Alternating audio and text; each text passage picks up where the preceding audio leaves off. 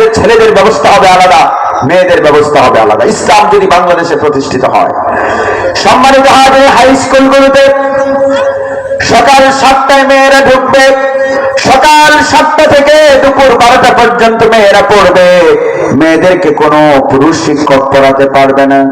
মেয়েদেরকে গণিত পড়াবেন নারী শিক্ষিকা, ইসলাম শিক্ষা পড়াবেন নারী শিক্ষিকা, বাংলা পড়াবেন নারী শিক্ষিকা, সামাজিক বিজ্ঞান পড়াবেন মহিলা শিক্ষিকা। ফুল অ্যাকসেপ্ট নারী শিক্ষিকা দেওয়া হবে নারীদের জন্য। আপনার মেয়ে সকাল 7টায় ঢুকলো, ঢুকে 12টায় আপনার মেয়ে বোরকা পরে বেরিয়ে বাড়িতে চলে আসবে। 12:30টায় ছেলেরা ঢুকবে, ছেলেদের শিফটে কোনো মহিলা শিক্ষিকা থাকবে না। ছেলেদেরকে পড়াবে পুরুষ শিক্ষক, মেয়েদেরকে পড়াবে নারী শিক্ষিকা। আপনাদের কাছে জানতে চাই, বাংলাদেশে যদি এই নিয়ম চালু করা হয়, নারী নির্যাতন বাড়বে না কমবে? এইটা তো ঢাকা বিশ্ববিদ্যালয়ের উইমেন এন্ড জেন্ডার স্টাডিজ বিভাগ বলেছে 2013 সালে। 2013 সালে এটা হেফাজতে ইসলাম বলেছে। এরপরে আবার উইমেন এন্ড জেন্ডার স্টাডিজ বিভাগ বলল। আফসোস হলো, আমার দেশের সুশীল যারা নিজেদেরকে সুশীল দাবি করেন, এদেরকে আমি সুশীল বলি না, এদেরকে কুশীল বলি। কুশীল, এরা কুশীল। প্রথম আলো যেরকম প্রথম আলো না, প্রথম কালো, আমার দেশের সুশীলরাও কুশীল। এরা বুদ্ধিজীবী নয়, বুদ্ধি প্রতিবন্ধী। ঠিক একই দাবি ঢাকা বিশ্ববিদ্যালয়ের উইমেন এন্ড জেন্ডার স্টাডিজ বিভাগ করেছে। তারা বলছে যে বাংলাদেশকে যদি নারীর জন্য নিরাপদ করতে হয়, তাহলে নারী আর পুরুষের শিক্ষাঙ্গন আলাদা করে দিতে হবে। এই দাবি উইমেন এন্ড জেন্ডার স্টাডিজ বিভাগ করেছে আগে। তার কয়েকদিন পরে হেফাজতে ইসলাম বলল যে নারী পুরুষের শিক্ষাঙ্গন আলাদা করে দিতে হবে। এটা তাদের পছন্দ হইল না। সম্মানিত হাজিরিন, গার্মেন্টস গুলোতে নারী পুরুষের বিল্ডিং হবে আলাদা। এরকম করা হোক, আপনারা তা চান কি চান না? এর বাইরে আপনার মেয়েকে নিরাপদ আপনি করতে পারবেন না। এই তোমার বোনকে তুমি স্কুলে যাবে, কলেজে যাবে, নিরাপদ করতে পারবে না। আমরা তো সেটাই বলি, মেয়েরা ডাক্তার হোক। মেয়েদেরকে ডাক্তার বানানোর দরকার আছে না নয়? আরে বাংলাদেশে মোট জনসংখ্যার অর্ধেক হলো নারী। তাদের চিকিৎসা সেবা দেওয়ার জন্য যদি মহিলা ডাক্তার না থাকে, তাহলে আমার ওয়াইফের সিজার হলে এই সিজার তো করতে হবে পুরুষ ডাক্তারের। সেজন্য প্ল্যান করে আপনাকে কিছু নারী ডাক্তার বানাতে হবে। কিন্তু রাষ্ট্রের উপরে যেই রাষ্ট্রের প্রধানের নাম হয় নবীর নামে নাম, ইউনুস। ইউনুস কি নবীর নাম না নাকি? এটা কি কাফের না মুসলমান? এটার ভেতরে সুদে ভেতরে সব পুড়ে গেছে, দাদরা হয়ে গেছে সুদে। প্রফেসর ডক্টর মোহাম্মদ ইউনুস, এটার ভেতরে কি সুদে সব পুড়ে গেছে, একদম পুড়ে ছাই হয়ে গেছে। এটার ভিতরে এখন মেডিসিন দিলে আর মেডিসিনে কাজ করে না। কয়েকদিন পরে পরে চেয়ারম্যান পীর সাহেবরে ডাকে, কয়েকদিন পরে পরে জামাত ইসলামীর আমির সাহেবকে ডাকে, ডেকে ডেকে বৈঠক করে। হুজুরদেরকে লাগে ক্ষমতায় টিকে থাকার জন্য, কিন্তু হুজুররা যখন বলে যে প্রাইমারি স্কুলে একজন করে ধর্মীয় শিক্ষক নিয়োগ দেন, তখন ইউনুসের এটা ভালো লাগে না। হুজুরদেরকে লাগে ক্ষমতায় টিকে থাকার জন্য। আমার প্রশ্ন হলো, এই বাংলাদেশের প্রফেসর ইউনুসের ক্ষমতায় যাওয়ার জন্য যদি মাদ্রাসার ছাত্রদের রক্তের দরকার হয়, তাহলে স্কুলের কলেজের পাঠ্যপুস্তক প্রণয়নে আলেমদের মতামত কেন নেওয়া হবে না? ক্ষমতায় যাওয়ার জন্য যদি হুজুর লাগে, তাহলে পাঠ্যপুস্তক প্রণয়নে হুজুর কেন লাগবে না? সম্মানিত হাজিরিন, শিক্ষা ব্যবস্থা কেমন হবে এই ব্যাপারে মতামত কেন আলেমদের নেওয়া হবে না? আমাদের কথা সব, এই দেশের মোট জনসংখ্যার অর্ধেক হচ্ছে নারী। আজকে 4 কোটি শিশুর অর্ধেক হচ্ছে কন্যা। এই কন্যাদের জন্য যদি আগামীর বাংলাদেশকে নিরাপদ করতে হয়, তাহলে স্কুলে আর কলেজে ছেলেদের মেয়েদের শিক্ষা ব্যবস্থা আলাদা করে দিতে হবে। এই এমন করা হোক। আপনারা তা চান কি চান না? না চাইলে আপনার উম্মে কুলসুমের জন্য আপনি বাংলাদেশকে নিরাপদ করতে পারবেন না। আমার ভাইরা, সেজন্য আমি বলতে চাই, যেই দেশের প্রধান মুসলমান, সেই মুসলিম রাষ্ট্র প্রধানের উপরে ফরজ হলো স্কুলে, কলেজে, বিশ্ববিদ্যালয়ে, আলিয়া মাদ্রাসায় ছেলেদের মেয়েদের ব্যবস্থা আলাদা করে দিতে হবে। ছেলেদের শিফট আলাদা, মেয়েদের শিফট আলাদা থাকবে। কওমি মহিলা মাদ্রাসার মতো। শুধু কওমি মহিলা মাদ্রাসাতেও চেঞ্জ আনতে হবে আমাদের। সেখানে অনেক পুরুষ শিক্ষকরা পড়ায়। পুরুষ শিক্ষকরা পড়ালে অনেক ক্ষেত্রে ঝামেলা তৈরি হয়। ফুল সেট নারী শিক্ষিকা দিতে হবে আমাদের, এবং প্ল্যান করে কওমি মহিলা মাদ্রাসায় মুহাদ্দিসা আমাদের তৈরি করতে হবে নারী। মেয়েদেরকে পড়াবেন ফুল নারী শিক্ষিকা, এখানে পুরুষ শিক্ষক থাকতে পারবে না। কি বলেন আপনারা, ঠিক না? আপনি কি মনে করেন আপনার মেয়ের বয়স হচ্ছে 9, আপনার মেয়েকে হুজুরের কাছে মক্তবে পাঠানোর কোনো দরকার নেই। আপনার মেয়েকে দিন শেখাবেন ঘরে, মহিলা শিক্ষিকার ব্যবস্থা করবেন। এই জন্য রাষ্ট্রকে প্ল্যান করে এই সেক্টর আলাদা করে দিতে হবে। এই সেক্টর যদি আলাদা হয়, তাহলে নারীর জন্য বাংলাদেশ নিরাপদ হয়ে যাবে। সম্মানিত হাজিরিন, অত্যন্ত বেদনার সাথে বলতে হয়, বাংলাদেশ বিগত 30-40 বছরে প্রধানমন্ত্রী পেয়েছে নারী, স্পিকার পেয়েছে নারী, মন্ত্রী পেয়েছে নারী। এরপরে আমাদের প্রশ্ন, 2 বার 3 বার 4 বার 5 বার নারীরা প্রধানমন্ত্রী হওয়ার তারপরেও আমার দেশের হাজার হাজার নারী দৌলতদিয়ার পতিতালয়ে কয়েকটা খাবারের জন্য, পোশাকের জন্য মানবেতর জীবন যাপন করছে। আমার দেশের হাসিনা, আমার দেশের খালেদা, আমার দেশের রওশন এরশাদ, আমার দেশের শিরিন শারমিন চৌধুরী, তারা আজ পর্যন্ত পতিতা মহিলাদেরকে সেখান থেকে উদ্ধার করার জন্য কেন কোনো পদক্ষেপ নিল না? এই কথা বলতেছেন না আপনারা? এটা জিজ্ঞেস করার দরকার আমাদের আছে না নয়? আপনারা বলেন যে নারীর ক্ষমতায়ন হলে নারীর জন্য নিরাপদ হবে, কখনো নয়। বাংলাদেশকে যদি নারীর জন্য নিরাপদ করতে হয়, আল্লাহ কুরআনকে বাংলাদেশে প্রতিষ্ঠিত করতে হবে, এর বাইরে কোনো সমাধান আমাদের সামনে নয়। 53-54 বছর আপনারা দেখেছেন সমাধান হয়নি। আমার বোন কুলসুমের জন্য বাংলাদেশের ঢাকা বিশ্ববিদ্যালয়কে যদি নিরাপদ করতে হয়, ঢাকা বিশ্ববিদ্যালয়ে কোরআন প্রতিষ্ঠিত করতে হবে, নারী আর পুরুষের ব্যবস্থা হয়ে যাবে আলাদা। আমার প্রশ্ন হলো, আমরা প্রধানমন্ত্রী বানালাম হাসিনা নামের এক মহিলাকে, আমরা প্রধানমন্ত্রী বানালাম খালেদা নামের এক মহিলাকে, আমরা বিরোধী দলীয় নেত্রী বানালাম রওশন এরশাদ, এরপরে শিরিন শারমিন চৌধুরী, মতিয়া চৌধুরী, কত মহিলা পতিতালয় থাকলো কেন? আপনি দুজন মহিলাকে প্রধানমন্ত্রী বানিয়ে 60 জন মহিলাকে ডিসি বানিয়ে নারী অধিকার প্রতিষ্ঠিত করতে পারবেন না। নারীর সম্মান যদি প্রতিষ্ঠিত করতে হয়, হাজার হাজার নারী পতিতালয় আছে, কয়েকটা ভাতের জন্য, একটু ডালের জন্য, একটু চালের জন্য, একটু পোশাকের জন্য তাদেরকে প্লেন করে সেখান থেকে বের করে পুনর্বাসিত করে তাদেরকে সম্মানের জীবন দিতে হবে। আপনি করেছেন কি? প্রফেসর ইউনূস এবার পতিতালয়ে ভাতা দেওয়া শুরু করলো, 10,000 টাকা করে ভাতা দিয়েছে, পতিতালয়ে ভাতা দিয়েছে 10,000 টাকা করে। এই উদ্যোগটা খারাপ না ভালো? এরাও তো মানুষ, এদের ভাতা দিলে আমাদের কোনো আফসোস নেই।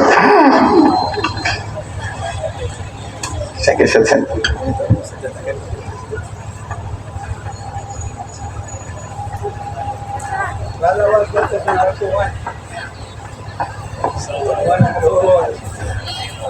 সবাই আল্লাহু আকবার বলুন, জোরে বলুন আল্লাহু আকবার।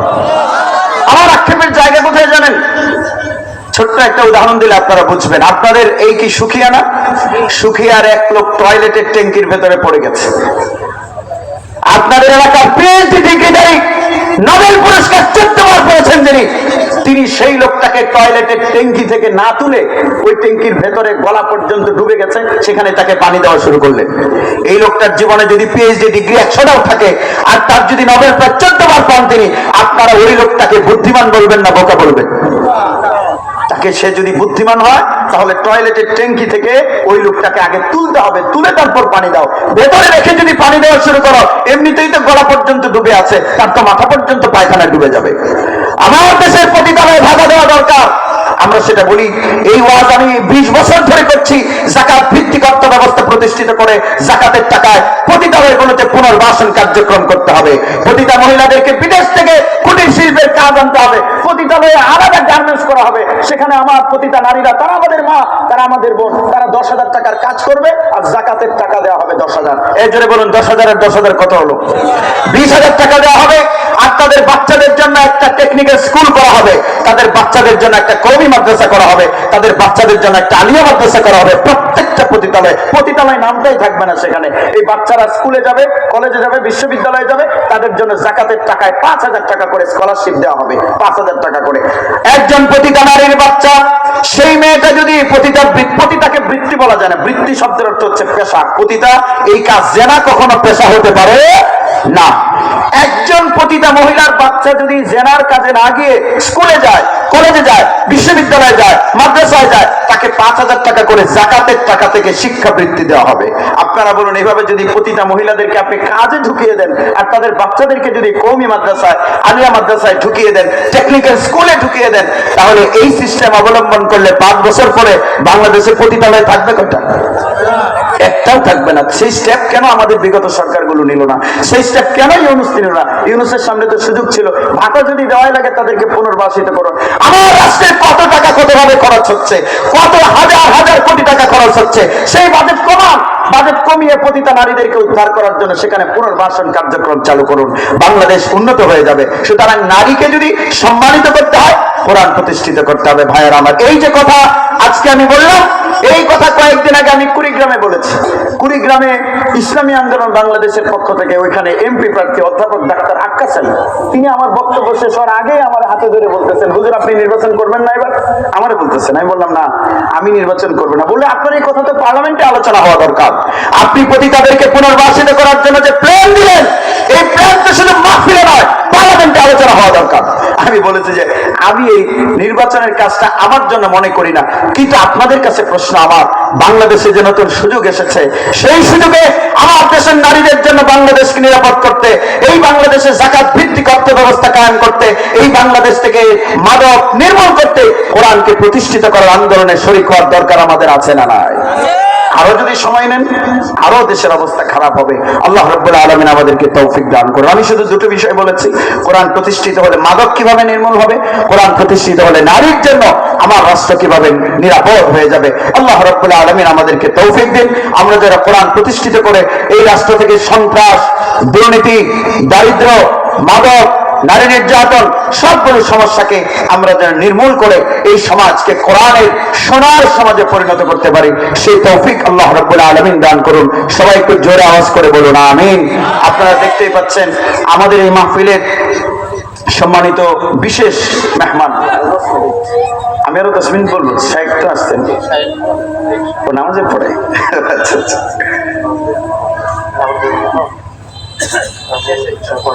আচ্ছা আচ্ছা ওকে। এখন 6:55 বাজে, আজান হচ্ছে। আপনারা ইতিমধ্যে দেখতে পাচ্ছেন এই মাহফিলের গতকাল শেখের আসার কথা ছিল। আমি যাকে খুব ভালো মানুষ হিসেবে চিনি, বাংলাদেশের কৃতি সন্তান তিনি। আসলে গোটা পৃথিবীতে বাংলাদেশের সন্তানরা যখন ইসলামের আলো ছড়িয়ে দেন, এটাই তো আমাদের জন্য গর্বের বিষয়, তাই না? লন্ডনে তিনি জামিয়াতুল উম্মাহর হেড অফ ইসলামিক স্টাডিজ, তিনি ইনশাআল্লাহ আপনাদের সামনে অত্যন্ত গুরুত্বপূর্ণ বক্তব্য রাখবেন। তো আপনারা তার বক্তব্য শুনবেন আমি আশা করি, এবং এই মাহফিল এবং আমাদের এই যে প্রতিষ্ঠান তামিরুল উম্মাহ, এই প্রতিষ্ঠানের পাশে আপনারা থাকবেন। আমি যে কথাগুলো বলেছি সেই কথাগুলো আর্টিফিশিয়াল নয়, সেই কথাগুলোর শ্রোতা 1 নম্বরে আমি, এরপরে আপনারা। আমি আমাকে বলেছি এবং আপনাদেরকে বলেছি। আমি আমার বয়স হলো 37, এই 37 বছর, আমি যদি 70 বছর হায়াত পাই, যদি পাই, তাহলে 37 চলে গেছে অলরেডি, আমি মাত্র হচ্ছে আর 33-34 বছর যদি 70 পাই, তাহলে আমি চাই আমার বাকি 33-34 বছর এমন একটা বাংলাদেশ দেখতে চাই যেখানে হত্যা থাকবে না, ধর্ষণ থাকবে না, ছিনতাই থাকবে না, মাদক থাকবে না, নারী নির্যাতন থাকবে না। এইটা চাওয়া কি আমার জন্য অন্যায়? অন্যায় নয়, সেটা আমার প্রত্যাশা। আর সেই প্রত্যাশা পূরণ করতে পারে কেবল কোরআন। আল্লাহ কোরআনে যেটা বলেছেন, কিতাবুন আনজালনাহু ইলাইকা লিতুখরিজান নাস মিনাজ যুলুমাতি ইলান নূর। সম্মানিত হাজিরিন, সেজন্য আমরা সবাই মিলে কোরআনকে প্রতিষ্ঠিত করার জন্য চেষ্টা করব। এবং এই যে নতুন একটা শিক্ষাবর্ষ শুরু হচ্ছে, আজকে কয় তারিখ বলুন তো আপনারা? আজকে কয় তারিখ? কত? 28 তারিখ। আগামীকাল 29, তারপর 30, তারপর 31, তারপরে হচ্ছে আপনার নতুন একটা বছর শুরু হবে। নতুন বছর, নতুন সুযোগ, নতুন সম্ভাবনা। আমরা নতুন বছরে একটা প্ল্যান করি। আমাদের এই দেশকে যদি উন্নত করতে হয়, আমরা তো থাকবো না, 20 বছর পরে আপনি থাকবেন না, কিন্তু এই দেশটা কারা চালাবে? আমাদের শিশুরা চালাবে। ওই শিশুদেরকে আমাদের ভালো মানুষ বানাতে হবে। তুমি দাঁড়াও তো, দাঁড়াও, দ্রুত দাঁড়াও, দাঁড়িয়ে নাম বলো।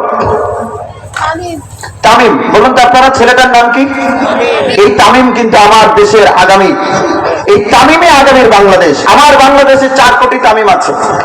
আমরা যদি বাংলাদেশকে সোনার দেশে পরিণত করতে চাই, বাংলাদেশকে যদি কোরআনের আলোয় আলোকিত দেশে পরিণত করতে চাই, বাংলাদেশকে যদি দুর্নীতিমুক্ত করতে চাই, বাংলাদেশকে যদি সিঙ্গাপুরের চেয়ে সমৃদ্ধ রাষ্ট্রে পরিণত করতে চাই, তাহলে আমার এই 4 কোটি তামিমকে টার্গেট করতে হবে।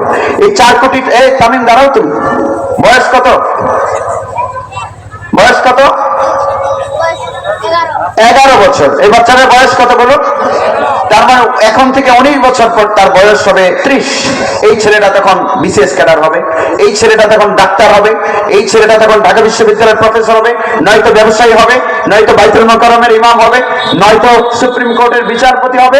তারাই তো আগামীর বাংলাদেশ, তো তারাই তো। তাদেরকে যদি আপনি চোর ডাকাত বানান, তাহলে আগামীর বাংলাদেশ আপনি যতই জাতীয় সঙ্গীত গান আমার সোনার বাংলা, সোনার দেশে পরিণত হবে না।